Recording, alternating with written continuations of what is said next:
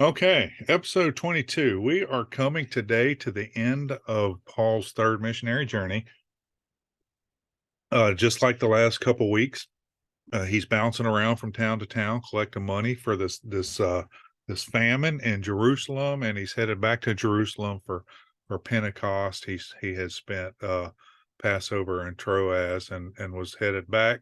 So as he left Corinth, we talked about he went through Macedonia, stopped a lot of towns there collecting aid, and then last week we saw him going through Asia Minor, stopping in towns collecting aid, and this week he's going to sail away from Asia Minor and head down to the Phoenician coast. And just like last week, we have some towns here that we're going to be visiting, and it's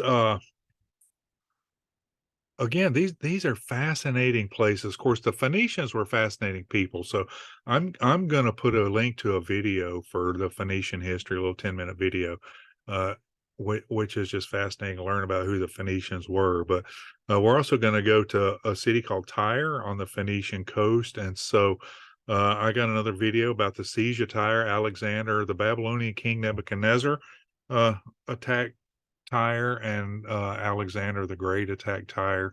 And I mean, the way Tyre was designed, it was very fortified and hard to destroy. And I think the Babylonian king gave up. Alexander did not. He actually called in um, help from other navies, and so they came and attacked. But so we're going to look a little bit at all of that, and as we go through these little towns, we're going to talk about what's happening. Basically, now that once Paul leaves Asia Minor, all the places that he stops at, you're going to see people basically trying to encourage him not to go back to Jerusalem. His third missionary journey is ending. It really hasn't been revealed to him what's going to happen, but it appears biblically that what's going to happen to him has been made clear to some other people, because a lot of people are warning him, don't go back. And so that's what you see. But finally, he does return to Jerusalem to end his third journey. He goes to the church and gives a report of his trip and turns over all the money that he collected. So first thing I want to do is look at the map. Of course, last week we were in Miletus, and so we're going to leave there, and he's going to hit Kos, Rhodes, Patara. He's going to sail down. They're going to leave Cyprus on his left side, is the way the Bible reads it. They're just going to sail by, and he's going to come to Tyre, and then he's going to go to Ptolemais, and then on to Caesarea before getting into Jerusalem. So that's the route that we're going to pass today. He spends a night here, a night here, a night here, and comes down. I think he stays about a week in Tyre, and and then he's going to encounter. Um, Not Stephen, but Philip. The Bible recorded in early book part of the book of Acts the first seven deacons, and of course Stephen was stoned. He was the first one. Well, Philip was another of those seven deacons, and Paul is going to encounter Philip here. And it's interesting because I'm sure Philip and Stephen were probably really good friends, and to know that Paul played a part in Stephen's death may not have been easy for Philip. So you got to kind of keep in mind the dynamics of what's going on when you come through all of this. And so we're going to look. Actually, let me read. Let me go to the timeline. So we're here. We had gone. Paul went through Macedonia, stopping at all these cities. Then he went through the northern coast, stopping at all these cities. Now he's going to go uh, down into the Phoenician coast. So he's going to go through all of these cities. He's going to sail past Cyprus to Tyre with a famine aid, and then he's going to end up going to Ptolemais and Caesarea, and then continue to be warned not to go back to Jerusalem, but he will anyway. He'll return, give his report, turn over the money, and that's where his third journey ends. So this is what we're going to cover today on this timeline of Paul's life. And of course, by now he's probably around 60 years old. He's getting up there in age. It's been, you know, well over 10 years since his journeys have began. He's seen a lot and done a lot, and so it's going to be interesting. So let me read this little thing on Tyre real quick, and then I got um, a little video clip. It's part of the video that's going to be in the description box and the link below, but it's just a couple, minute and a half or so to give you an idea of what information it has. So Tyre was the principal seaport of the Phoenician coast. It is really two cities, one on the mainland and the other is an island, each with its own harbor. In the 6th century, King Nebuchadnezzar laid siege on the walled city for 13 years. But Tyre stood firm. Nebuchadnezzar gave up and left. In 332 BC, Alexander the Great stormed the city and drove the residents to the island. Still, it took him 7 months to breach the wall. In fact, like I say, he called in a bunch of other uh, empires to help with naval bombardment. It wasn't just him; it was a collection of people. It was said he was so enraged at their defense he destroyed half the city and slaughtered most of 30,000 residents. In 64 BC, Herod the Great rebuilt the city, the main temple, which would still have been present in the day of time of Paul's visit. Paul passed through Kos, Rhodes, Petra, Phoenicia, and Cyprus on his way to Tyre. Actually, Cyprus, he passed by Cyprus on his way to the Phoenician coast. Cyprus technically was part of Phoenicia back in the days of the Phoenicians. And so, again, we suspect he's still collecting aid for the famine. He spent a week in Tyre, Paul's first visit to Phoenicia, but a Christian congregation was already thriving. He stayed 7 days, during which time they pleaded with him not to continue to Jerusalem. He dismissed the warnings. Tyre is mentioned several times in the Bible. The first was in the days of Joshua, when Joshua was unable to conquer the fortified city. If you want to go back and read in the book of Joshua, remember the Israelites were entering the promised land. Moses died, and Joshua took up the the mantle of leadership as they moved into the promised land. Excuse me. The second and third time the Bible mentions King Hiram of Tyre, who sent cedar wood to workmen of David to build a palace, and then materials to workmen of Solomon to build a temple. So Tyre was instrumental in the building up of the Israelite empire. Jesus also came to Tyre and healed a demon-possessed daughter of a Canaanite woman. If you want to read about that, there's the words listed in Matthew and Mark. And finally, Paul visited Tyre around 58, 59 BC. This was Paul's last major stop on his journeys. He was headed to Jerusalem for Pentecost, and while he did not know what was in store for him, we do. So over the next few weeks, we'll look into his visit to Jerusalem, his arrest, a shipwreck on an island off the Roman coast, and 2 years under house arrest. So that's what's coming up over the summer as we look further into this Bible study. So I'm going to click on this real quick, and we're just going to play about a minute and a half here. The city of Tyre, probably the wealthiest and most influential of all Phoenician settlements, famous for its rare dye production and thriving economy, served as an important Persian naval base, the last in the region still under their control. In fact, it comprised of two pieces, a barely defended coastal settlement named Old Tyre, serving as a source of water, timber, and burial grounds, for the heavily fortified second piece, the island city of New Tyre, situated about 700 meters off the coast.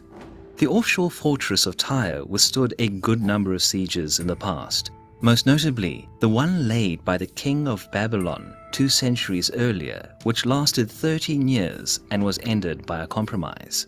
Citizens of Tyre had reason to be confident. Thick walls were supported by a powerful navy and mercenary units, rendering any plans to conquer the city almost delusional. Being aware of the Macedonian intentions, the Tyrians prepared for a siege and evacuated most of the women and children to Carthage, an ancient Phoenician colony. 40,000 people remained within the city walls to defend their home. Alexander knew that besieging Tyre would last months, if not. Okay, so that's that. You can go watch the full video from the link below. But I want to read the biblical account in Tyre. And so this is Acts chapter 20 as they left Miletus, and verse 38, sorrowing. This was, of course, he had met with the church leaders of Ephesus, and they had finished talking to them, and they prayed together and were saying goodbye. And so verse 38 says, sorrowing most of all for the words which he spoke, that they should not see his face no more, they accompanied him unto the ship. And so he left Miletus, and of course in chapter 21 of Acts we see it came to pass after he had gotten from them, they had launched, and he came straight coursed unto Kos, and the day following to Rhodes, and from thence to Patara. And finding a ship sailing over unto Phoenicia, he went aboard and set forth. So he's going to head back to the Phoenician coast. And now, when he had discovered Cyprus, they left it on the left hand. So they just sailed right by it and sailed to Syria and landed in Tyre, for their ship was to unlade her burden. So the ship wasn't going any further. That's where the it was going to unload its supplies. Finding disciples, they tarried for 7 days, and who said to Paul through the Spirit, "Well, you should not go to Jerusalem." And when he accompanied those days, we departed and went our way, and brought all of us our way with wives and children until we were out of the city. And we kneeled down on the shore and prayed. And when we taken our leave one of another, we took ships, and they returned home again. So this is Luke. Luke is recording this, and he's with them still. And of course, when Paul left. When he left Corinth, they had this big party of people, and some other people joined them, and they've been moving through these places together. And so they get here to Tyre, and after this time, they're going to have this prayer together, and all the people that were from Macedonia area and Asia Minor are going back home. And so they're returning by ship, and then Paul and the few people that are with him that are going on to Jerusalem are going to go on. And so that's what's happening here. It says, when they accomplished these days, we departed and went our way, and they brought us on our way with wives and children until we're out of the city. We kneeled down and prayed. And when we had taken our leave one another, we took ship, and they returned home. So that's Luke saying, we got back on a ship and went back across the Mediterranean Sea, and Paul and his group went on. And so it says, when they finished their course from Tyre, they came to Ptolemais and saluted the brethren and abode. And so that's really the account of Tyre. And so then they're going to go on from Tyre back to Jerusalem. Let me pull the map up. So they're in Tyre. So they're going to go to Ptolemais, then to Caesarea, then on to Jerusalem. And so when Paul left Tyre, he passed through Ptolemais, spending 1 day, and in Caesarea, where he was impending arrest, was prophesied. He was encouraged not to return to Jerusalem again, and he dismissed the warnings again. He returned to Jerusalem, gave a report of the journey, turned over the money.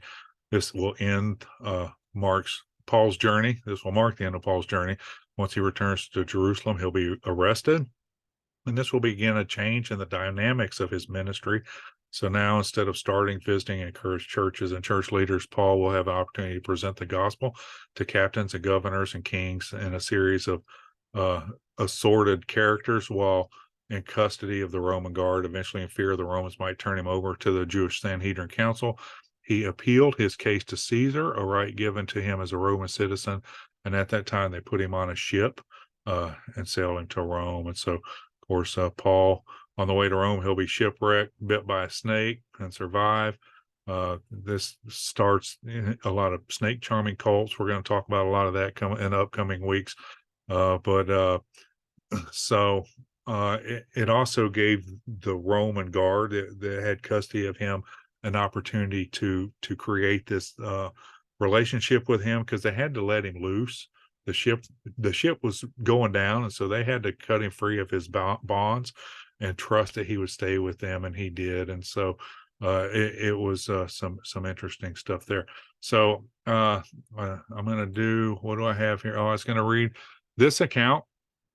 The next day, Paul's company departed. They came to Caesarea. So they only spent a day here in Ptolemais. Then they came to Caesarea, entered the house of Philip, the evangelist, which was one of the seven. And we talked about this. And of course, he had daughters that were prophesying that he shouldn't go back to Jerusalem because he was going to be arrested. And I'm not going to read all that. But you can, if you want to go back and read Acts 21. And then, so finally they left Caesarea and headed back to Jerusalem. So verse 17 will pick up. When they were come to Jerusalem, brethren received them.